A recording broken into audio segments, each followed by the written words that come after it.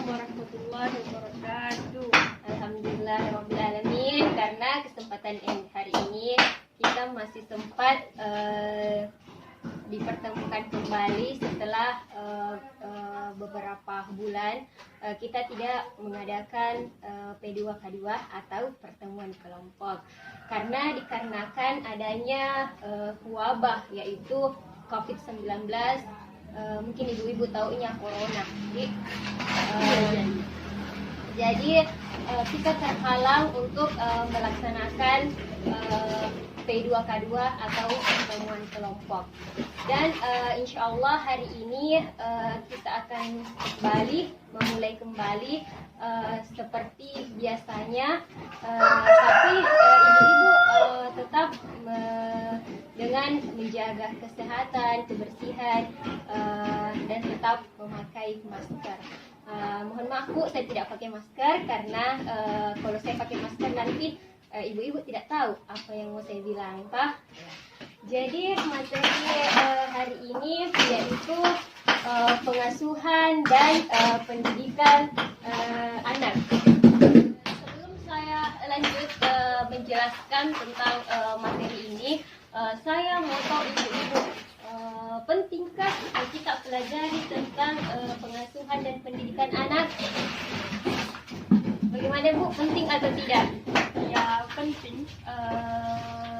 Ya. Jadi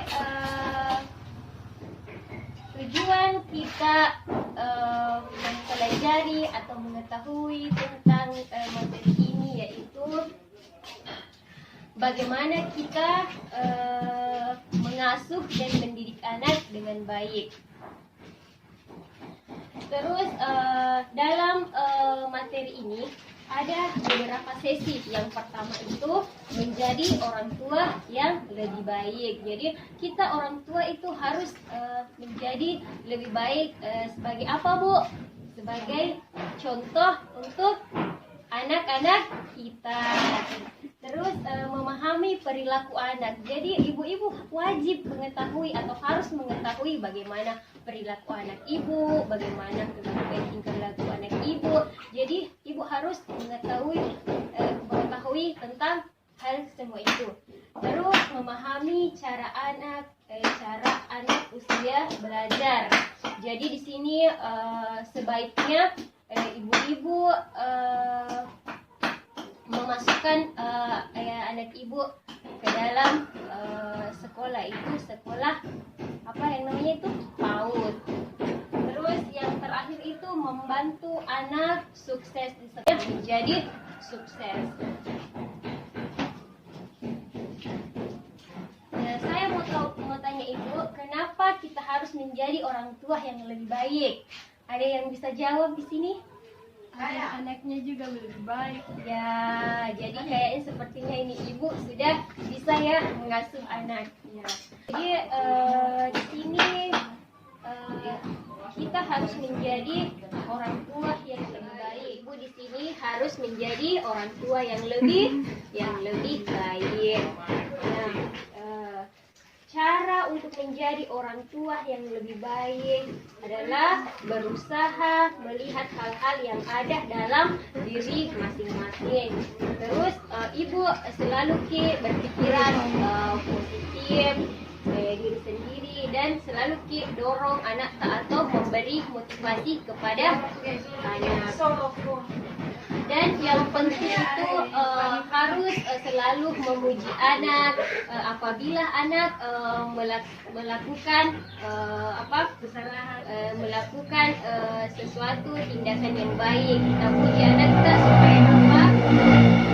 Supaya anak-anak itu lebih merasa dihargai dan anak-anak itu merasa disayang. Jadi kalau anak-anak saya itu mencapai suatu tujuan yang baik, apakah dalam sekolah di dalam lingkup sekolah atau kesehariannya, maka sebaiknya ibu harus memujinya.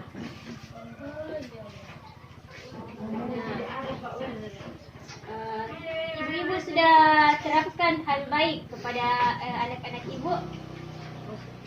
Jika sudah, ibu bisa kasih kasih mungkin mengungkapkan contohnya apa, hal-hal baik apa yang sudah dilakukan oleh ibu di rumah.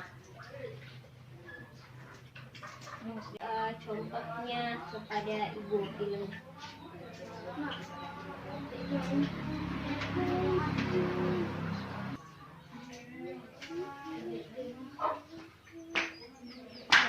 Terus menjadi orang tua yang baik tidak ditentukan oleh jumlah uang dengan mengendalikan emosi. Jadi ibu-ibu di rumah tidak usah, jangan selalu emosi kepada anak apabila anak melakukan kesalahan. Mungkin ibu jangan mencubit atau memberi kata-kata yang kasar. Jadi menjadi orang tua yang baik itu juga perlu mengontrol emosi ibu.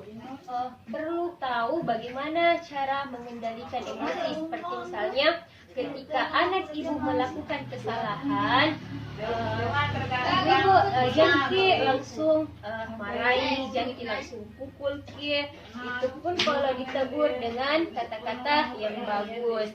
Jadi perlu sekali ibu-ibu tahu cara mengontrol emosi untuk menjadi ibu yang baik.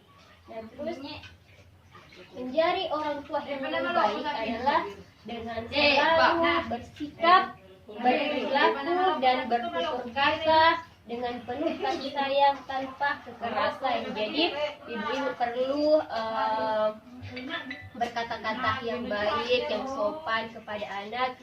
Jadi terkadang mungkin ibu pernah menemukan anak di luar sana berkata keras atau tidak sopan. Itu sebenarnya berpengaruh terhadap lingkungan sekitarnya atau dalam keluarganya. Jadi sebaiknya ibu-ibu menjadi contoh yang baik buat anak-anak ibu. Jadi dalam pengasuhan anak sebenarnya itu tidak hanya ibu yang terlibat di sini, melainkan ayah juga, peran seorang ayah, bapak juga penting terhadap pengasuhan anak. Ibu-ibu tahu perannya ayah di sini apa? Peran ayah di sini apa?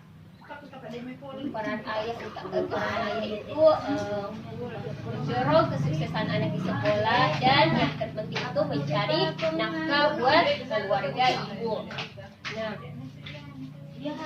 ayah bisa menunjukkan perhatian kepada anak dengan meluangkan waktu bersama, misalnya makan bersama, membantu makan, membantu mengerjakan PR di sekolah. Jadi kita ibu-ibu banyak suami-suami tak di rumah atau ayah, bahwa peran ayah itu juga dalam pengasuhan anak itu sangat penting. Terus keterlibatan seorang ayah dalam pengasuhan membantu akan meningkatkan kemampuan sosial dan prestasi sekolah anak. Jadi sangat menunjang peran penting seorang ayah dalam kesuksesan anak di sekolah. Jadi ibu-ibu, saya mau tanya, kalau di rumahnya ibu-ibu, ayah berperan penting tidak dalam pengasuhan anak? Penting. Contohnya apa, Bu? Biasanya ayah membantu apa di rumah, Bu?